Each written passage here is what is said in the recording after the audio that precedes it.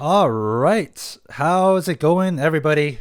The mission of the Asian Goalie Show is really to create the most impactful platform for beer league goalies to learn, share, and collaborate. Last episode of this month, we tied to the theme of things that only beer league goalies would appreciate. Today, we're going to talk a little bit different, back to kind of the trenches of being a beer league goalie. And this is one of the really unique experience that I would say I truly appreciate as a beer league goalie. It's kind of like a unique thing that not many other sports would have these kind of apps. The Rent-A-Goalie experience. For those of you who don't know what this is, it's basically there's a platform out there, give a platform for teams to rent a goalie. So they put in a request just for asking for goalies.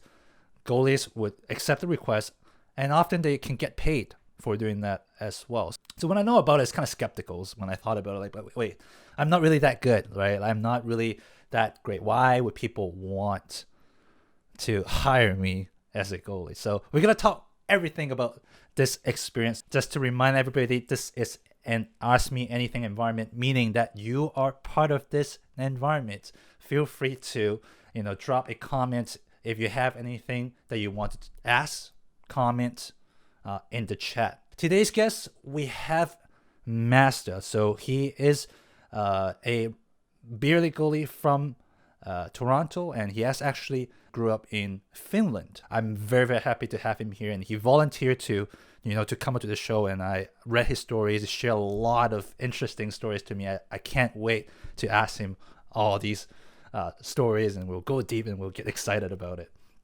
Welcome to the show. Thank you for volunteering. I like when I first saw your background, I'm like, oh, Finland. Like that immediately caught my eye. Like, can you maybe tell us a little bit about your kind of pre hockey, like where you grew up and how you get into hockey? Yeah, I have a very unconventional hockey background. My parents were originally emigrated from Iran in the 80s. My brother and I were born and raised in Finland. So, in terms of hockey, I had no one in my family who had ever probably even owned a pair of skates, to be honest. Mm, So, unfortunately, the knowledge just wasn't there for me to really get into it at a young age. But I was absolutely crazy about hockey. I remember my brother and I used to watch, our favorite team in the Finnish Elite League. We used to watch all the World Championships, the World Juniors, the Olympics. So I was really big into hockey, and but unfortunately, I never had really an opportunity to play it until we moved to Finland. Until I moved to Canada at about age 10. That's when I started getting into house league. But in Finland, grew up in a town called Espoo, which is close to Helsinki, the capital area.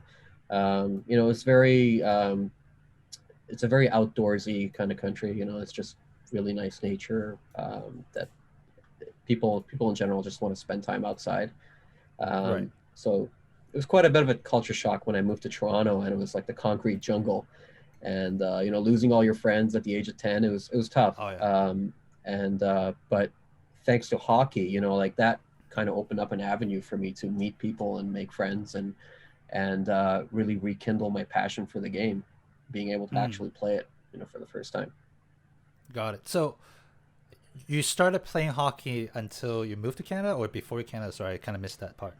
I didn't start playing until I moved here, but Okay. unfortunately, I couldn't afford the equipment. I Mm, had no mm. training, no knowledge, so I was playing as a forward in house league, and I absolutely sucked. I think I scored maybe like a rough estimate 5 goals in like 5 years of house league hockey. I'm Oh not even wow. kidding right now. Yeah, I was the grinder, I was the fourth line energy player.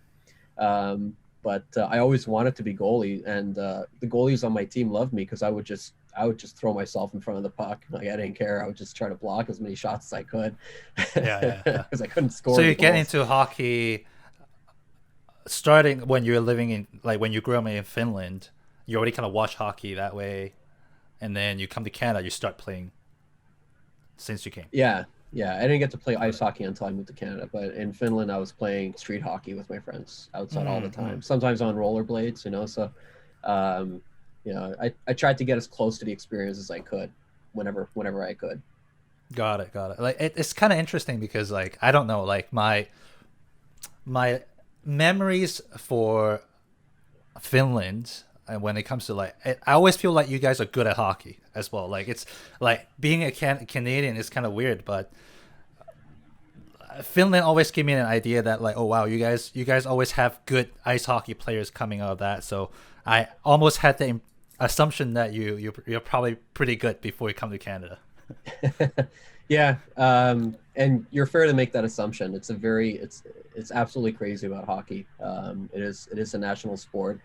Mm. Um, Everyone follows the national team. Everyone follows their kind of boyhood idols playing in the Finnish elite league, and then watching them go to the NHL or KHL. So yeah, it's a very fierce hockey community there for sure. What do you feel about the difference between professional hockey in Finland versus in Canada? Do you see a kind of cultural difference at all, or it's kind of I similar? think I think it's yeah. I think the players growing up here, everyone just wants to make it to the NHL, right? Yes, Um, yes.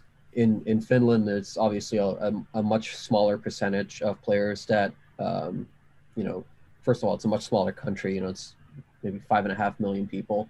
So the player pool is a lot smaller than what you have in Canada. So and also like a lot of players, they just want to make a living and stay in Finland, or make it to the KHL or the Swedish Hockey League. There's a lot of different options for playing professional hockey in Europe, where you can actually Mm. make a living and make a comfortable living playing the game you love.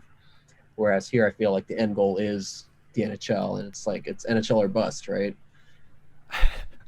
That's that's really interesting. Yeah, you're very right. Like when I first come to Canada, it feels everybody when they grow up, all their dreams go into NHL. It's kind of like in the basketball kind of theme as well. Like everybody wants to get into the NBA. That's the goal.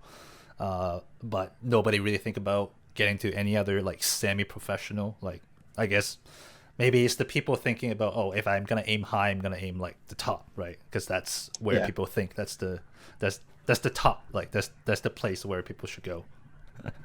yeah. I mean, I think it's in Finland they have a lot of respect for the national team. So, I think a lot of kids growing up in Finland would probably look at winning Olympic gold for their country as Ah, something to strive for way more than winning the Stanley Cup, for example. So, there are some differences there, and of course, you get the players who want to make it to the NHL. They want to be the best there. So, mm, um, and Finland, because it's a smaller country, it relies a lot more on the guys like Teemu Selanne and Mika Kiprusoff, Tuukka Rask, Patrick Laine. Watching these guys make it to that level and have success, it encourages more kids to pick up the sport and want to right, right. carry on the next generation's torch. So every time there's like a generational player like that in Finland, it creates more and more followers of the sport, which is great. Mm, That's how you grow the game. got it, got it. Cool. That's really cool. So kind of fast forward now, you're playing a lot of beer league hockey, and I kind of want to understand kind of your passion of this because you share a lot of stories about you wanting to get to the next level, get more competitive, get your next piece of gears, right? Hmm. What is kind of your like? Have you gone through any professional training at all, or how did you learn hockey in general from the young age to Um, now? yeah, What so is your go-to way? I didn't become a goalie until age 20, basically. Mm. And at that point, I had taken a long break from hockey. I got sick of the politics. Even in house league hockey, there's politics here, and Uh, it's tough. I wanted to be a goalie. I used to rent gear from the league, like pads that didn't even cover my kneecap. So I was getting hurt every time I played in them. I'm not even kidding. I had a chest protector that you could basically fold it in half. It was like a little league catcher's baseball chest protector, like not suitable for hockey. Um, so like yeah, I would get bruised and battered every time I played, but I loved to be goalie so bad that I did it anyways. And I would go to tryouts every year, and I would actually despite playing with player skates and like a cage helmet and Yeah. like not knowing anything about technique or fundamentals, not knowing how to even do a butterfly. I would just go out there and I would just get in front of pucks. It was like very unorthodox. Mm. Unfortunately, like I would run into two issues where I couldn't get selected as a goalie. I would go in expecting to be a goalie for the year, and I would realize, the assistant coach's kid is going to be the goalie again. He didn't even try out. Like stuff like that would happen. And I think I was like 15, and I was like, I went home, um, and I just put my gear away, and I was like, that's it. I'm done. I'm done with hockey. And then 5 years after that, I just actually met a group of guys who were playing hockey in college, and they're like, "Hey, come out. We play shinny every week." And I'm like, "Okay, you know what? I'll do it." I started playing out as a forward again, and then I realized one of the guys there was actually selling his old goalie equipment. Mm. And when I say old, I mean old. I'm talking Bauer Reactor 3000 pads. Okay. Okay. Like the 12-inch wide, not butterfly at all, like pure 90s goalie equipment, right? And that was like that was how it started, really, with that gear, that opportunity. And I started playing with that same group, but this time as a goalie. And I was terrible. I've got videos of me playing from those days, and it's horrible. It's hilarious. Like I'd go down on my knees and I couldn't move. Like I'd like shuffle like a little crab across the ice. Like I would butterfly love to see slide. that. What the hell is that? Yeah. Oh, I'll share it with you for sure. I'm not embarrassed. But like it grew from there. Like I started playing. Every week I was playing with the same group, and then one of the guys in that group was also doing another shinny somewhere else. So I started playing with them as well. So like once a week becomes twice a week. And then I remember when I bought my first car, I started going out to sticking pucks and dropping shinny around the city. I was living in Mississauga at the time, Yeah. so there were a lot of opportunities. I'd go to Iceland once a week, and so like once a week becomes 3, 4, 5 times a week. And the more I play, the more I learn, and I start start actually getting kind of decent at it, at a very very low level, albeit. And then I remember one trip I made to Duke Sources Sports. I got myself a pair of proper like butterfly pads. Mm. Very like kind of low level adult stuff, like senior level stuff, not even close to pro. But then like that was the next step.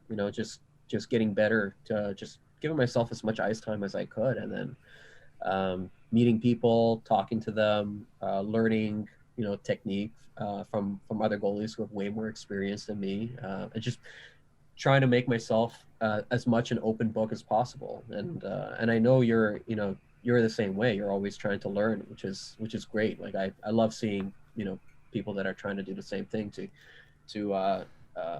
nothing says passion for the game like going out there and Yes. wanting to improve every single time, right? Yeah, yeah, yeah. And And I yeah, think it just went this from is there. something I saw a lot in goalies. Most of the goalies I've talked to, it's we are just a unique breed that we wanted to improve more. We do the sports because we want to improve, not to just enjoy ourselves, not to here Yeah. to chill. That's kind of what the vibe that I got from a lot of the beer league players. Nothing against them. It's it's like the mentality coming to beer league is very different than anyone else, and Yeah. I think that makes us really, really unique. Um, I'm very curious because you mentioned that your parents are like probably have no knowledge about hockey at all.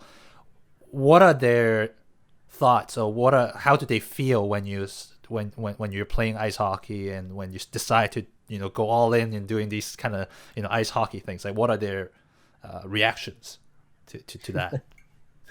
Um, I guess I could sum it up as, "Hey, mom, I really want to be a goalie." No, Uh huh. you're gonna get hurt. It's too expensive. No. Yeah. And I was like, well, God damn it. Okay, fine. I'm just gonna try to I'm just gonna try to do it on my own. But no, like credit to my parents. I remember they helped me a lot with the gear. When I was getting rid of the old lumpy pads and trying to get myself some proper flat faced, the modern stuff. Yeah. So I'll never forget the the help they gave me there. Helping me get a car so I could go out and play hockey as much much more, and like that opportunity they gave me, that's priceless too. But then yeah, it's like they were always worried when I would come home with like a new bruise, and they would tell me like you have to stop getting hurt. And I'm like, well, I'm not going out to try to get hurt. Like it's part of the game, and I love it. I'm not gonna quit it for anything. But then like eventually over the years, like the better I got, the more uh, professional I started to look, Yeah. the more the more open they were to it. Like I would bring my parents out to my games sometimes whenever I could when I Nice, was nice, nice. younger. Yeah, I kind of thought of it as a way of like giving back. Like Mm. if they watch me play well and win a game and stand on my head and make great saves, I feel like I can like look at them in the stands and be like, hey, see, I knew you shouldn't have given up I hope prove on you me. See? wrong. Yeah, that's right. Oh, it's cool because it's kind of like my parents as well. My parents have zero knowledge. In fact, I have zero knowledge about hockey before I even moved to Canada. Yeah, So like, I don't know how, but I got hooked into this sports when I moved here when I was 16, 17. So before that, I was just playing soccer. I kind of play like a very individual sports like badminton, like stuff like that. right. I never played team sports like this, and I think what got me hooked is really the team aspects of it. Like it's like a wine, right? The more you taste it, the more you feel like, oh wow, like there's just so much like you can do differently. I'm like, but my parents is like they don't understand at all. But I'm very It was grateful that they are yeah. like they let me do what I want to do, and I It was think the that gear that too, is. though, right? Oh, I got my own gears. They don't really pay for anything, but they Yeah, still don't understand. Like every time, you know how big of a hockey bag could get, right? Like when it comes to yeah, you pack everything in there, they feel like I'm moving out of the home. It's like every time you moved out, I think you're like moving out, but well, of course in a joking way. But it's just like it's even at this point, I have a space for all my hockey stuff. I don't know how my dad feels, but I feel like he's like, oh wow, like why are you having all these stuff in here? Like so. yeah. And I But think you and I share that common background of not being from traditional hockey families, yes, and yes. really having to prove ourselves. Mm. Prove ourselves to our parents to to let us pursue this hobby, and like it's not just a hobby, it's a passion, it's a lifestyle, right?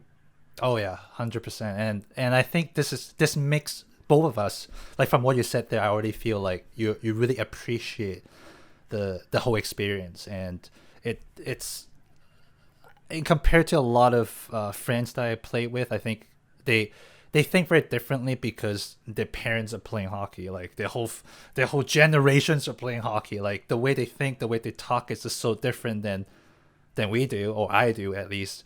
I'm always the curious person. I'm like asking stupid questions, asking like to them it's like they don't say it, but you can feel like, oh, this obvious answer why you're asking this, right? But I don't mind doing that because I really don't know. Second, I don't mind being told the same thing twice, three times, Yeah, because that's also make me feel like, okay, cool. That makes that a more valid thing to do, right? Do you, yeah. is that kind of how you learn as well? Like what to me, you haven't really done any like professional training. You're kind of getting the skills through experience, right? Yeah, I mean, that's how it started. That's how I would kind of elevate my game, and then I started to actually record my games. First it Mm. was with like a camcorder, Nice, nice, nice. outside the rink, just pointed at the net, and I would go home and watch the footage and make compilations of myself, and like look at like where I'm making mistakes and where I'm doing Yeah. well, and I started coaching myself basically, and I did have the experience of like you know talking to people here and there, like who were, a lot more advanced in terms of their, hockey careers than me.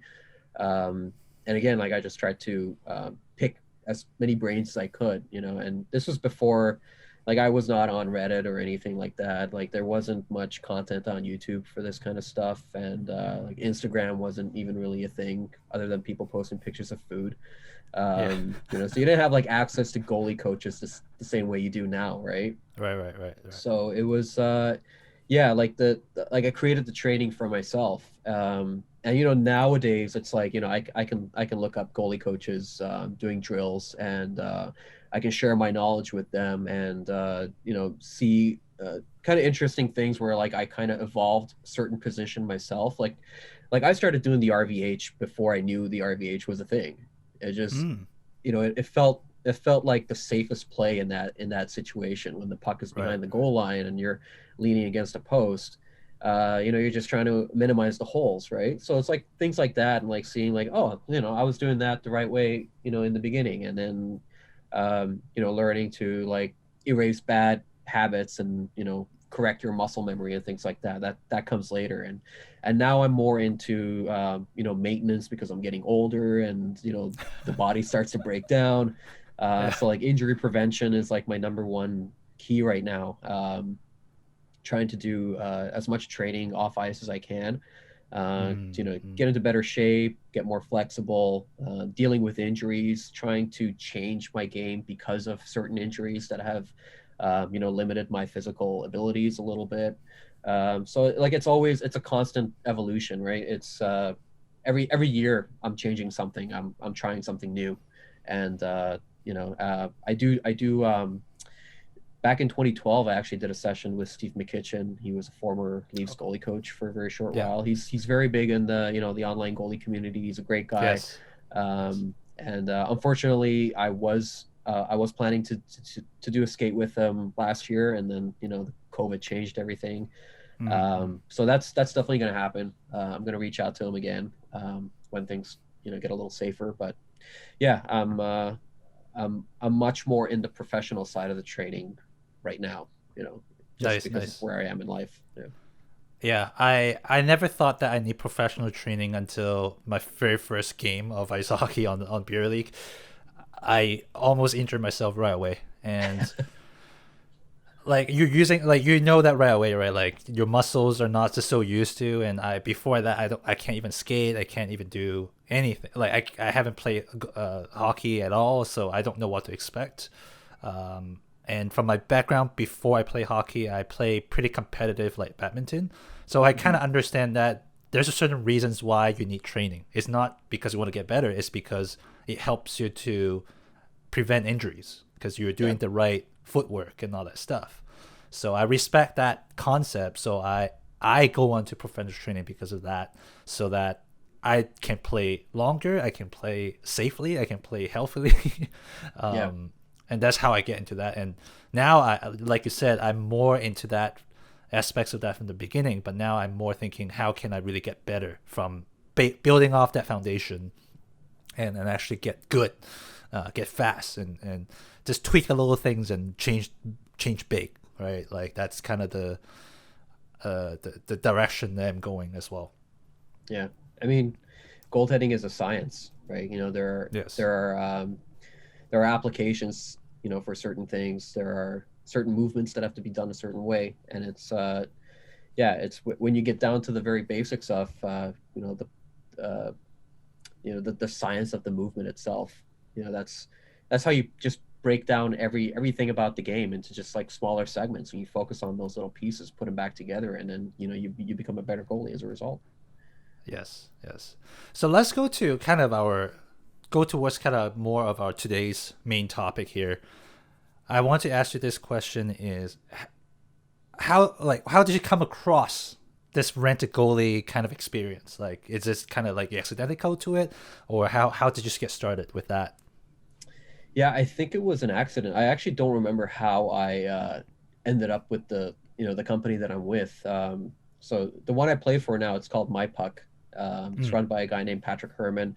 We have a great relationship, me and him. We've basically been friends, ever since I first messaged him about, hey, I hear you do this thing called Rent-A-Goalie. How do I get in on that? Uh, And Yeah, he's a great guy. I owe him a lot, you know, a lot of opportunities that I wouldn't have gotten otherwise. And the way it basically happened was, you know, I had enough footage of myself playing, and I had reached that point where I was, you know, I was getting good to the point of like wanting to get into league action. You know, like at this point, I'm just playing shinny with friends.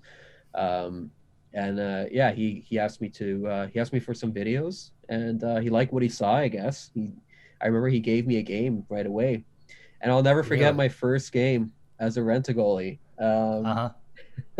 I think I gave up like 12 goals. Uh, So I may have overplayed how good I was without really knowing. I was like, yeah, I mean, like you know, I'm great. You know, like look at me playing. It's like, you know, cherry pick video of like me making saves.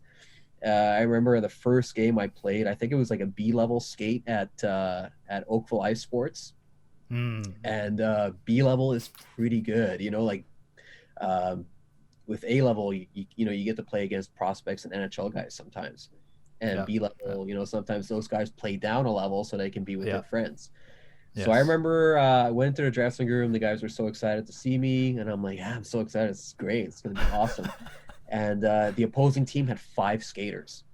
I'm like, this is going to be great. They're going to be so tired. Like I just have to, you know, play my game.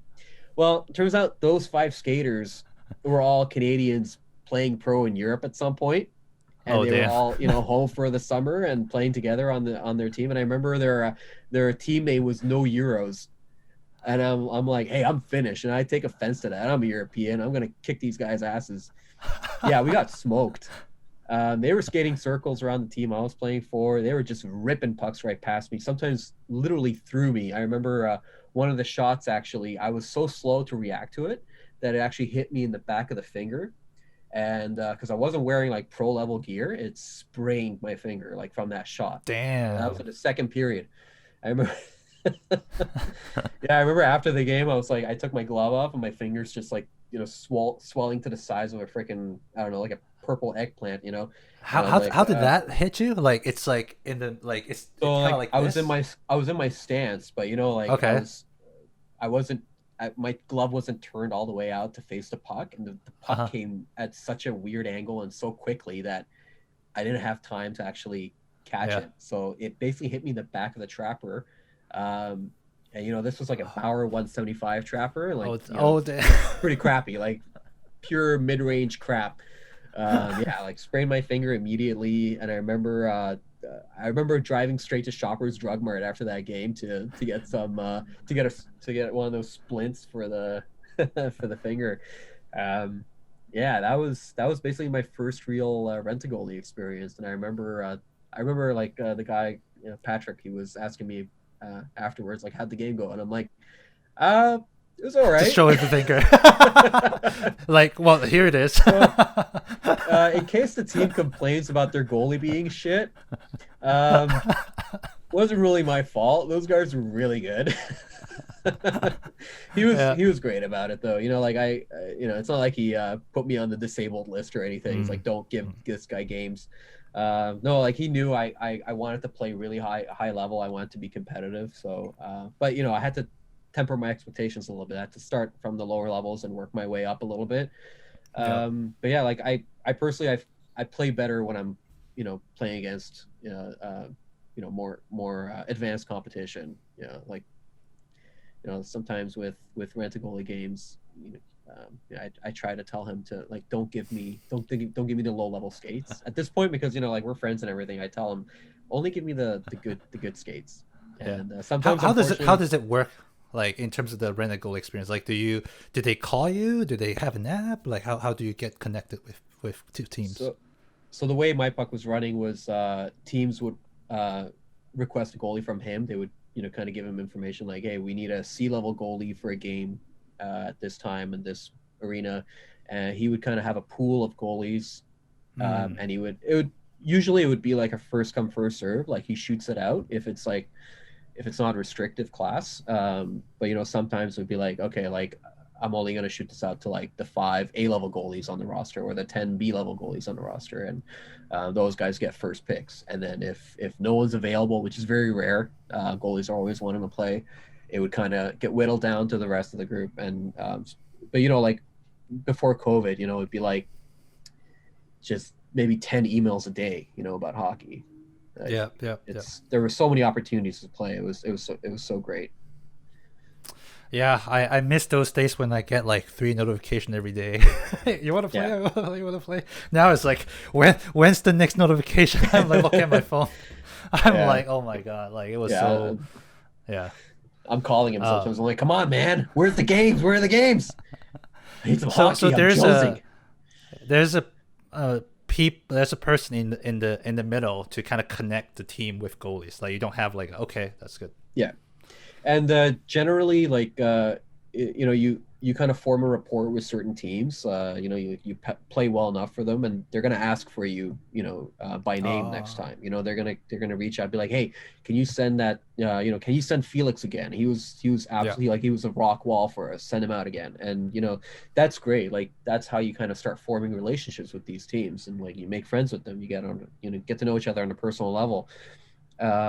And like that's always great. And then sometimes they'll kind of be like, hey, what if I just pay you directly? It's like skip the whole Rent-A-Goalie thing. And unfortunately, like that's I can see it from the team's point of view. It's like, hey, it's more money for the goalie, but it's like, listen, I wouldn't be here if I didn't get the game through my guy in the first place. Like True.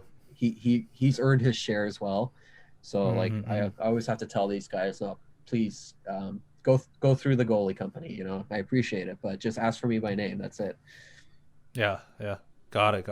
Yeah, I've had a very similar kind of experience in terms of the paid side of things. People want to kind of get around the app, but I think the biggest difference for the apps that I use is there's no middle person to do the filtering, to do the handling and all that.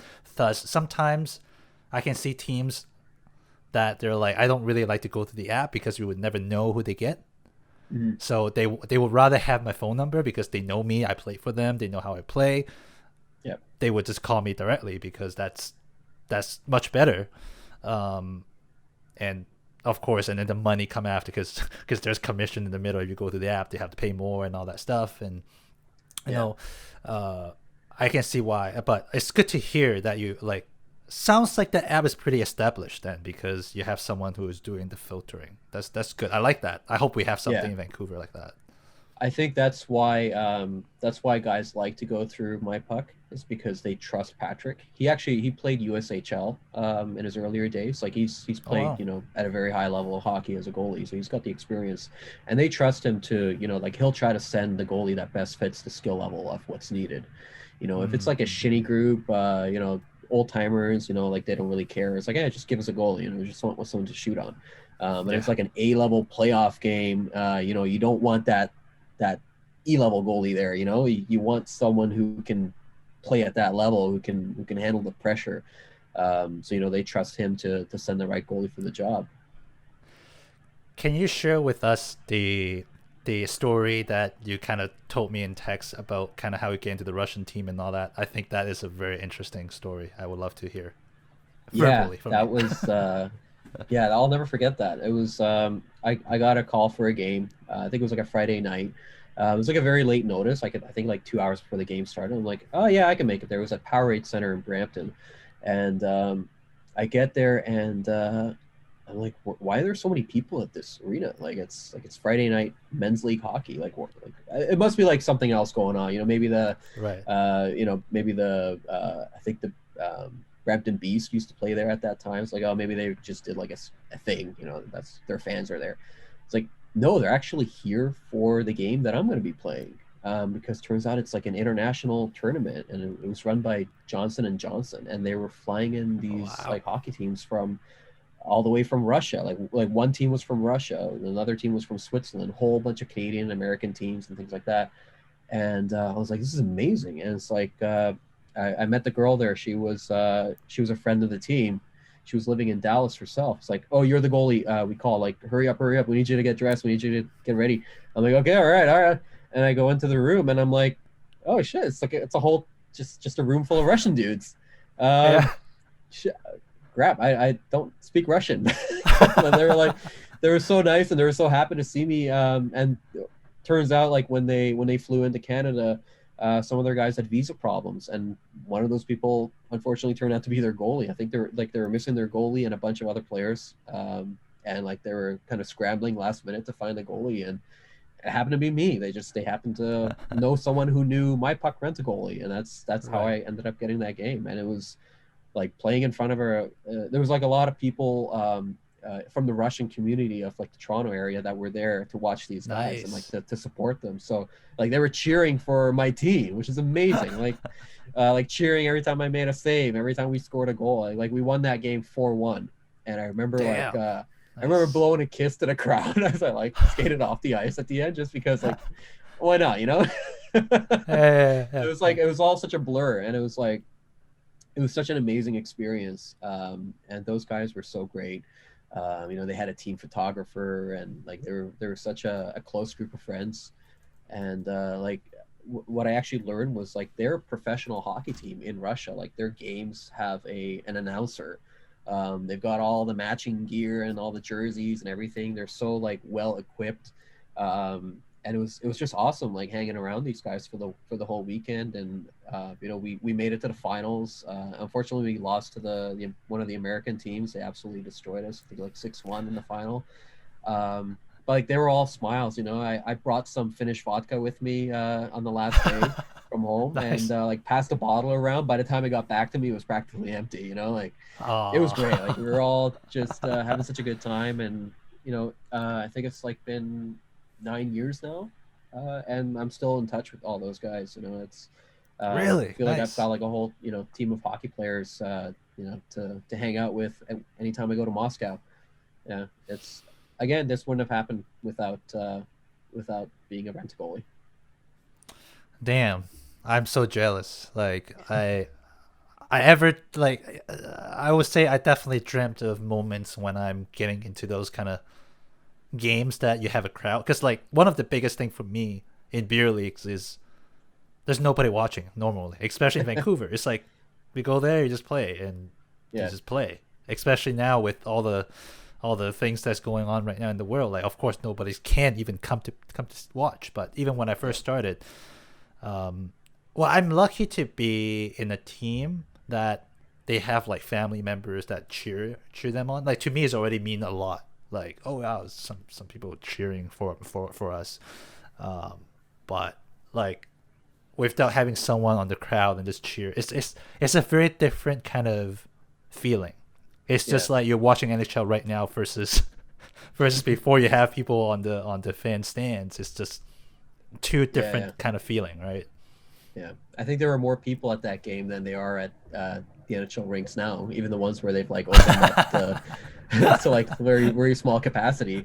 It was an amazing experience. And like your point about crowds, like I always feel like I've got like that extra gear to get to when I see people in the stands, whether they're cheering for my team, like if like family members, friends, family, whatever, or sometimes it's like lots of family from the other team.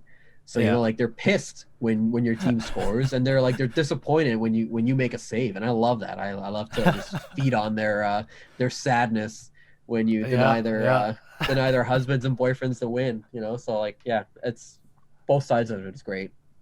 Yeah, it's pretty interesting. Ever since I started taking videos on my game, and you can see people are, I don't know. I think maybe it's just my own feeling, but I think like my team usually is getting more serious about things because I'm like taking videos of them, and it triggers a lot of like new conversations because I start taking videos as well. And I think people get more serious when they know I'm serious. I remember a great experience back in winter of 2018.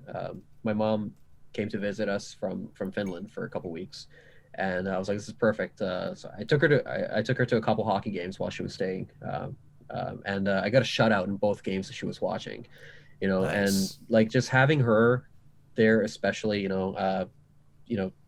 being able to like play at your best in front of your mom, like that was such a special moment that I'll also never forget. And one of the regular teams that I was playing for, I remember I would just go into the dressing room and be like, hey guys, my mom and my girlfriend are here, so I want to see some defense. I want to see some back checking. Don't blow this for me. And Nice. they're always great guys. They're like, oh shit, okay, yeah, we're gonna do whatever we can. We're gonna help you out, buddy. Nice, nice. Are there any other apps that is pretty popular in where you are in terms of the Rent-A-Goalie experience I've seen that you know? I think there was a puck app that Hmm. kind of came out Yeah, a we few use years that. ago, I use but that. Yeah. yeah, I never really got into that one just because I was getting so many games from my puck, and I've had dealings with some other rent-a-goalie agencies back when I was first kind of looking for the one to stick with, and it makes me really appreciate how great Patrick is, how good of a human being he is, and how helpful he's been in my hockey career. So I've tried to stay loyal to him all these years. For those who are new to the Rent-A-Goalie experience, what would you kind of help them out to like maybe to choose the right platform, or how do they get into even this Rent-A-Goalie experience?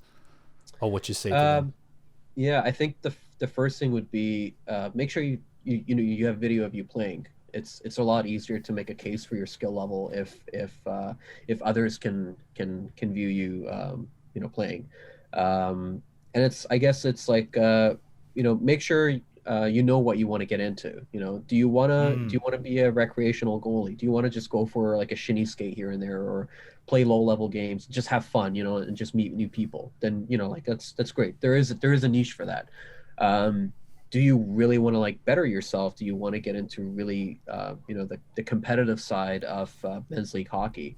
There's an opportunity for that as well. Do you want to train? Do you want to get better? I think it all depends on what you're looking to you know get out of the experience as a goalie. got it. Yeah, for me, I would say like I think Rent-A-Goalie. I don't see that as too complicated. It's just for me, it's another way of getting ice time. Like Yeah. I wanted ice time, so that's why I get into that thing. But I do realize after I get into that, what I realized was that uh, respecting the level is really important, because it like the level of play that you're playing at versus the team, it has to be a match. And sometimes you can't really tell, but Yeah. especially through an app, it's just like people are looking for a B goalie, and then you're kind of like a C or a D. I always have that thoughts like, do I click accept or do I not? Because I wanted to play that level, but I don't know if the team wants me to play with them. Mhm. I always Yeah, I have mean, that thoughts, but ultimately it's I want to play at that level, so I usually click accept, and that was the biggest hurdle that I went through in the beginning is, am I good enough? That was always the question. Do you mhm. have that kind of moments as well, or you're like, yeah, I just click accept, like I just accept everything, right? Yeah. Yeah, and you're kind of also trusting the team to put the right skill level there too, right? A True. lot of time there's going to be like a D level team. They want a B level goalie or A level goalie. They want the best chance for them to win the game, right? So yeah, like unfortunately there's both sides of that, but yeah, it's whatever you're comfortable with getting into, and the key is again, like what your own expectations are of yourself. Do you get paid normally through the Rent-A-Goalie apps? Yeah. Yeah, so yeah, I get paid for every game, and sometimes it's if it's someone that the guy knows very well, they might get like a discounted rate, or it'll be kind of like a retainer, Yeah. or like a tab that they have with the guy, and but yeah, there's yeah, it's a great opportunity to make some cash on the side. For me, it just it helps cover the gas money, and having to replace your dangler for the fifth time in the same month because guys take slap shots and warm ups right at your neck. That's unfortunately part of it. Sometimes the expenses for the equipment far outweigh the benefits of making money from the rental. So yeah, don't go into it expecting to make a career out of it. You still need a job on the side. But yeah, it helps a little bit, especially when you get like a travel tournament to Belleville, and you're getting paid for every game, and sometimes the team even covers your gas money, which is awesome. So it's like it shows Do that you how much they ever, value having goalie. yeah, do you ever feel bad for being paid to play a game? Sometimes, yeah. Sometimes, we all have bad games, right? Once in Yeah. a while, even at the NHL level. There's nothing more awkward than, let's say you lose a game like 7-6 because like you couldn't stop a beach ball that night. And then the guy's reaching into his pocket to give you the money, and I'm like, oh man, I'll take it. I just don't want to. I don't want to accept it. I'll take it because I kind of need it. Yeah. So it's like, Yeah. yeah. But then the other nights, it's like, I wish there was a bonus for getting shutouts. So like it balances out. Yeah. I used to feel, I don't know, maybe I'm just such a, you can say I'm not confident, but at the same time, I've, before I even get into these kind of apps that paid me, I get into another app that's just connect. It's just like, hey, I want goalie, I just go in, right? So with that experience, I'm like, it kind of feels weird to ask people to pay me to play because I treasure ice time. Like having ice time, I'm already happy enough. I don't need to get Yeah. paid for that. Like to me is a it's a privilege for me to play for teams that is much higher level, right? Like you don't have to pay me, don't pay me. Like just give me a good game, give me ice time. Like that's to me is like Yeah. yeah, like I'm happy enough. So yeah, I feel really weird. Even as of now, I still feel weird. People get like have to pay, like have to go into their pocket, put it like, hey, here's the thanks for coming out. Like I feel weird, but there's some Yeah. apps already take care of the payment. We don't have to talk about cash anything. That to me is Yeah. okay. Yeah. Like I don't have to like talk about it, but yeah, yeah, I just feel weird still. Yeah. No, why, why it's people have to fair, pay me? and I think that's where the relationship with the team comes into play too. Like Mm, when you're, um, there have been a few instances where the guys wanted me to be their full time goalie after like a few Rent-A-Goalie games with them, and I was like, yeah, I'd be happy to do it. I'm looking for a team, so yeah, you don't have to pay me each game anymore. They cover your league fees, and that's kind of the unspoken rule when it comes to goalies. Goalies, yeah, and yeah, this is a memo to like goalies, getting started. Do not play for a team that wants you to pay for the league. true. Just don't do it. They're taking advantage of you. Like the equipment costs and the difficulty of the position itself and the pressure and everything. You've earned a little bit of an allowance to have your league fees covered. So that's one thing. But yeah, like if you meet a group of guys that you really enjoy playing with, and you want to be their full time goalie, then usually they'll strike a deal with the Rent-A-Goalie guy and be like, yeah, we want him to be our full time goalie. It's like, okay, great, yeah, that's what it's all about, like, creating positive relationships. Yeah, I agree to a certain degree. I think like right now, I did pay a very discounted price for getting the team, but it allows me to play for full time team that is the level I want to play at. And Yeah, I've been finding that level of play for a long time. Like I used to play the bottom level for like forever, so that's why I never want to get into a full time team because the like, it's just not the level that I want to play at. But now I found a team that has the level of play I want to do. I'm like, okay, you asked me to pay, 20% or 30% of what other players pay. Like, cool, I'm cool with it. And I just yeah, want to have good ice time play that I could improve, and I don't mind doing that. So I think for people who are new to this, don't think too much. I will say, if you yeah, want to play, if you feel like that's the right team you want to play with, it's the right league, yeah, pay a little bit, no problem. I think that's your like what Master said is also what kind of level of play, what kind of level of hockey, what kind of things that you want to get yourself into. Or yeah, maybe you're really not that committed, then you don't want to pay. That's fine. But if you're really committed, yeah, pay for it. Why not, right? Yeah, totally. I didn't mean that to discourage anyone from getting into it, but it's that's just the way that the goalie market works. Like goalies are in need, and there's always a demand for them, and it still surprises me to this day, like Yeah. how many opportunities there are to play hockey, and how many groups there are out there on a daily basis looking for a goalie. Pre-COVID, obviously, Yes. um, Yes. but yeah, it's crazy, and it's a lucrative business.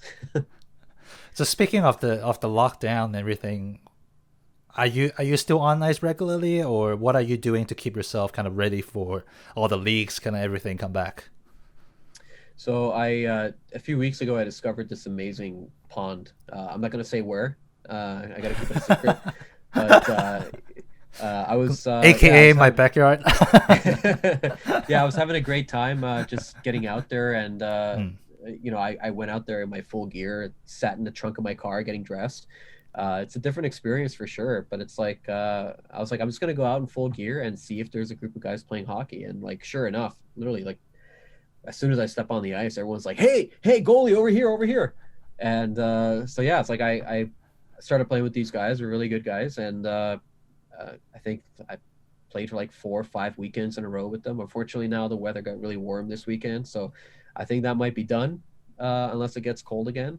But that was a great way of just getting out there, being safe, obviously wearing a mask and everything, and Yeah. get Yeah. getting some on ice practice time, But unfortunately, everything else is just it's got to be off ice. I don't have the room for like the proper synthetic tiles setup that a lot of people have in their homes. Yeah. I'm in a condo in Toronto, so my office is my my workout land, my dry land training pad, my equipment Same here. storage room.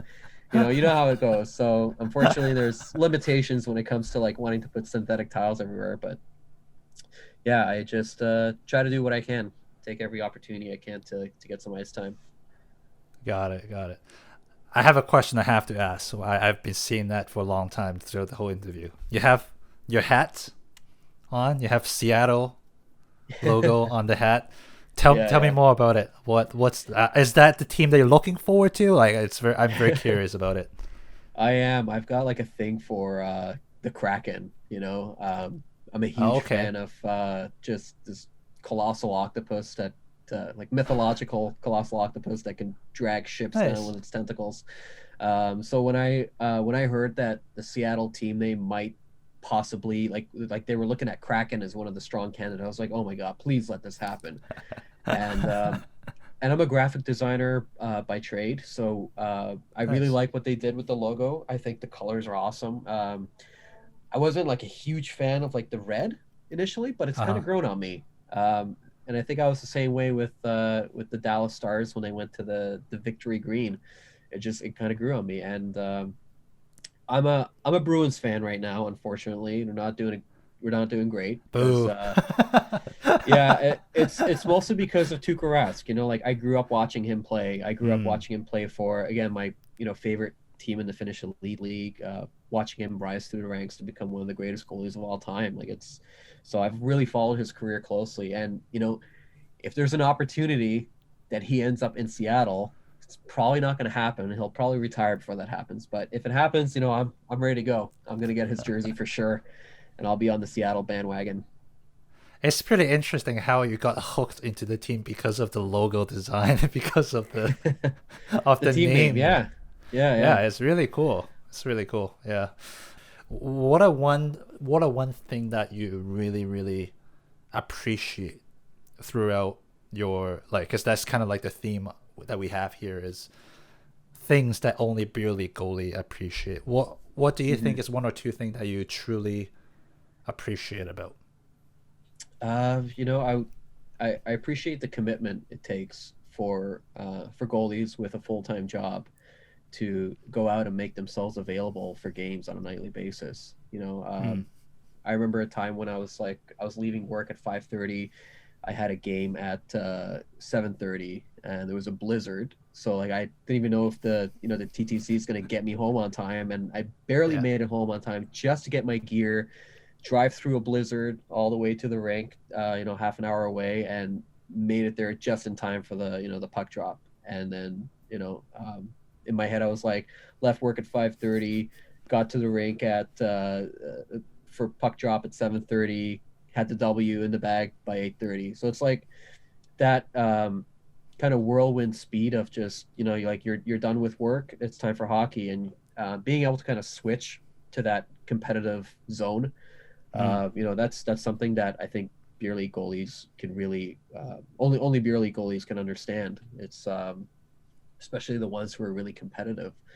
It's difficult, if you've had a long day at work and you're kind of mentally exhausted, having to kind of kick things into another gear and forget all that, forget everything that's kind of bothering you in your life right now, just focus on the game. And that's where I think, for me and a lot of people, hockey is like therapy. Yeah, It's a very way true. to just block off everything else, all the distractions, all the pain. Nothing else matters except the game that you're in right now. So that that's one of the things that's I really miss in with the way the world is right now. But yeah, it's hopefully we'll all get back to it sooner than later. I can't wait. I can't wait. I think I feel very jealous, but at the same time, I don't. That I have a lot of American friends. They already back into the games and leagues, but we all know the what's going on out there is still going on, right? So Yeah. it's I'm kind of like I want it to be back, but I kind of don't. So it's I can't wait because I do want to, like you said, the lifestyle, the I think beer league hockey gave me something to look forward to all the time. Like no Yeah. matter how tired I am, no matter how stressed I am, like like instead of playing video games out there, I would rather play hockey because I think it give me more drives than just entertain myself through a video game. It doesn't give me that satisfaction out there. Yeah. Yeah, especially in my 20s when all my friends were going out drinking every weekend. I was like, yeah, I can't. Friday night, that's a busy hockey night for me. Saturday night, even more busy. Sundays, the whole day's a waste. Like I got games from morning to afternoon to night, and Yeah, then that's how it goes. And that's the way I loved it. Wouldn't cool. change anything about it. So for those of you who kind of want to get to know more about you or after the show, what are some of the ways that they could get in contact with you? So back in fall of 2019, I started a YouTube channel called Captain's Crease. Um, and I kind of intended it to be a tool to help people get into becoming possibly a rent-a-goalie, or just getting into the sport itself. So I've tried to make videos about how to take care of your gear, for example. How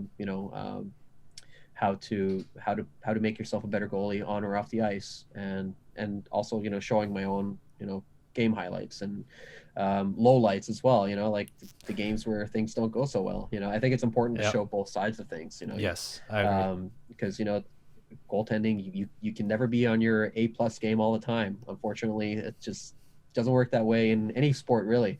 But what I really want to teach people is how to bounce back from a bad loss. How to recover from an injury, how to take care of yourself, how to approach games with a positive mindset, how to become a better goalie overall. Mm. In more ways than just a physical. Yeah. So it's still a work in progress. I'm trying to grow the channel as much as I can, and I appreciate you giving me a chance to talk about it. I'm also on Instagram at Captain's Crease. That's trying to get those videos out as in as many places as I can. Are you going to?